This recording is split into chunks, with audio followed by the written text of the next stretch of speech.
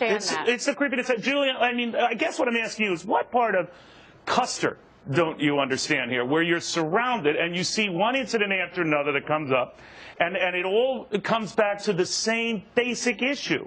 Privacy's invaded or potentially invaded, institutions of all sorts doing pretty much the same thing. There is a pattern.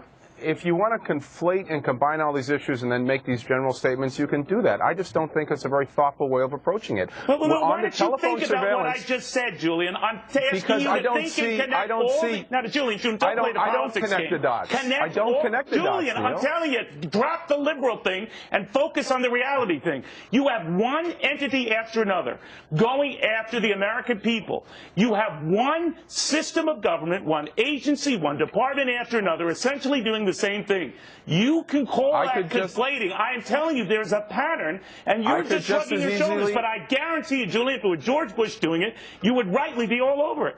That's wrong. Well, that's actually incorrect because I was actually... Let's face it. Look, go ahead. You want me to respond? So, look, you can't conflate all of these issues. You have to speak about them separately because they're very different.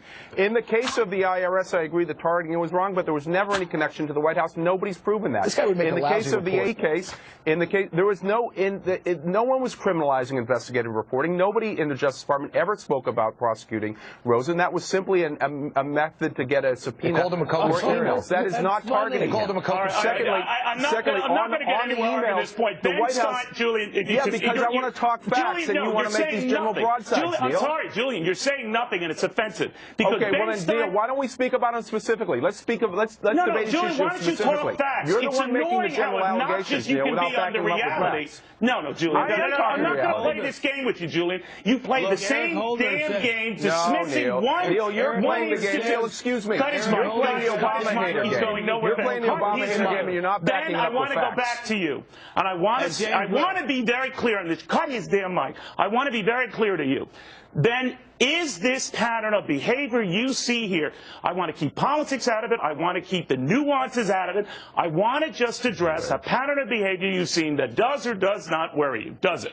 Well, it worries me terribly, and Charlie Gasparino got it exactly right. It's a police state situation. It's getting worse and worse all the time, and the fact that Mr. Obama campaigned against it is really extremely unfortunate, and now he's defending it. And I think I have to say the idea that over 100 million phone calls were being made to terrorist groups in Yemen or all over the Middle East is just comical. I mean, of course they're listening to these phone conversations.